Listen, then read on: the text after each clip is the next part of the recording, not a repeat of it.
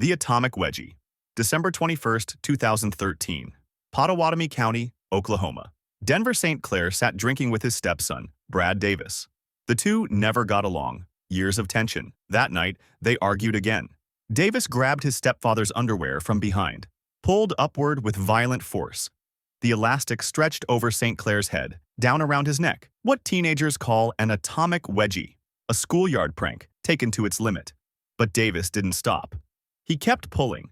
The elastic band tightened around St. Clair's throat. What had been humiliation became strangulation. St. Clair couldn't breathe. He clawed at the fabric around his neck. The elastic was too tight and cut too deep into his skin, shutting down his airway. The medical examiner confirmed the death took several minutes. St. Clair remained conscious as oxygen stopped reaching his brain. His face turned red, then purple. Small blood vessels burst in his eyes as he fought for air that wouldn't come.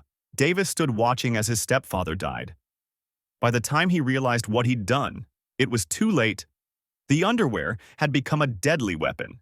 As the police arrived and found the body, the underwear was still wrapped around the neck. Deep marks in the skin matched the pattern perfectly. The cause of death: choked to death. Davis was convicted of first-degree manslaughter and sentenced to 30 years in prison. The Bigfoot hoax, August 26, 2012. Highway 93 near Kalispell, Montana. Randy Tenley had a plan. The 44-year-old put on a full ghillie suit. The military camouflage outfit was covered in shaggy fabric, designed to make someone invisible in nature. He wanted to create a Bigfoot sighting, scare drivers passing by, maybe make the local news. His friends waited on the side of the road. Tenley walked into the middle of the highway and positioned himself in the traffic lane. As cars approached in the darkness, the ghillie suit worked exactly as designed. Against the black road and night sky, Tenley was nearly impossible to see. He looked like a shadow, a shape that didn't register as human. The first car came fast. The driver never saw him. No brake lights, no attempt to stop. The vehicle hit Tenley at highway speed and threw his body several feet down the road, causing bones to break and serious injuries. But it didn't kill him immediately. He lay on the pavement injured and couldn't move. Seconds later, a second car approached. That driver had no warning either. No time to react. Headlights showed Tenley's body only at the last moment. The car ran over him. This second impact was fatal. The crushing force caused massive damage inside as his chest collapsed. His friends ran from the roadside screaming. Police arrived and heard about the Bigfoot prank. They found no skid marks from either vehicle. Both drivers never saw what they hit until impact. The ghillie suit had worked too well. Tenley died invisible on a dark Montana highway, killed by his own successful disguise, the doorbell prank, January 19, 2020. Corona, California. 6 teenagers drove through a quiet neighborhood. They had just pulled off a classic prank, ding-dong ditch. Ring someone's doorbell and run away. They hit Anurag Chandra's house. Among the teens were Daniel Hawkins, Jacob Ivascu, and Drake Ruiz. Chandra didn't see this as harmless fun. He was furious. Within seconds, he got into his car and started chasing them through residential streets. Chandra hit 99 miles per hour, weaving between parked cars and through intersections. The teenagers tried to escape. Their driver pushed the car faster, but Chandra stayed right behind them. The chase went on for several minutes. Chandra pulled up alongside their vehicle. He deliberately rammed their car with his own. The impact forced them off the road. The car left the pavement and slammed into a tree. The crash was brutal. The tree punched through the passenger area. Metal bent and folded inward. The 3 boys sitting in back died on impact, thrown against their seatbelts with deadly force. The tree had essentially cut through the car, crushing everything in its path. The other 3 teenagers survived with serious injuries. Police arrested Chandra immediately. He was charged with 3 counts of murder. A doorbell prank had ended in triple homicide. 3 families lost their sons over a ring of a doorbell. The dry ice pool. February 29, 2020. Moscow, Russia. A birthday party was happening. The celebration was for Ekaterina Didenko, a social media influencer with many followers. They gathered around an indoor swimming pool. Someone had planned to make the party memorable. They would dump dry ice into the pool, create a thick fog for dramatic photos. Guests carried more than 60 pounds of dry ice to the edge, dumped it all into the warm water at once.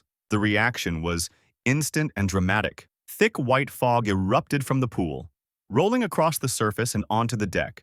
Guests cheered and laughed at the effect. Several people jumped into the pool, including Valentin, her husband. They wanted to swim through the fog, but dry ice is frozen carbon dioxide. When it melts in warm water, it releases massive amounts of CO2 gas. Carbon dioxide is heavier than air. It sinks down and pushes oxygen out. The gas was invisible and had no smell. It filled the indoor room fast. The swimmers in the pool suddenly couldn't breathe. Valentine and two others lost consciousness almost right away. Their bodies went limp in the water. Other guests started losing consciousness themselves as they got near the pool. People gasped, but couldn't get air. The pretty fog had become deadly. Emergency workers arrived within minutes. But 3 people were already dead, including Valentin. The autopsy said carbon dioxide poisoning. Ekaterina had lost her husband at her own birthday party. The stop sign, August 17, 2011, Pickaway County, Ohio. 2 teenagers wanted to prank passing drivers. They grabbed petroleum jelly and plastic wrap, went to a quiet intersection, smeared the jelly thick across the stop sign's face, wrapped it tight in clear plastic. At night, the sign became completely invisible. Their plan was simple: watch drivers get confused. See cars roll through without stopping. That evening, 80-year-old Jean Shea was driving home. Her sister, 85-year-old Mary Spangler, sat in the passenger seat. They traveled roads they'd driven for years, familiar territory. They approached the vandalized intersection. Shea saw nothing telling her to stop. The sign was there, but the petroleum jelly made it impossible to see in the dark. She drove through at normal speed. An SUV was coming from the other direction. That driver had the right of way. He saw Shea's car not stopping, slammed on his brakes. There wasn't enough time. The SUV hit the passenger side at full speed, a direct T-bone collision. The impact crushed the door inward. Metal folded directly into where Spangler was sitting. She took the full force of the crash. Her ribs shattered. She died on impact. Shea survived with injuries. Police found the teenagers shortly after. The petroleum jelly still covered the sign. Clear evidence of what they'd done. They were arrested and charged. A prank, designed to cause brief confusion, had made a stop sign invisible, sent an elderly woman through an intersection to her death. The fake hanging? 2003, USA. 16-year-old Jordan Moreland wanted to scare his younger sister. He came up with what he thought was a brilliant prank. Pretend to hang himself. She would walk in and scream. Then he'd jump down, laughing. Show her it was all fake. Moreland found a rope, tied it into a noose, put it around his neck carefully, positioned himself where his sister would find him, waited for her to come home, but something went terribly wrong. The noose tightened more than he'd planned. He couldn't loosen it, couldn't get it off his neck, couldn't breathe properly. His brain was cut off from oxygen, and he lost consciousness almost immediately. His body weight made the rope pull tighter. When his sister found him, he wasn't pretending anymore. He was actually hanging there, actually dead. She screamed and called emergency services. They arrived as fast as they could. It was already too late.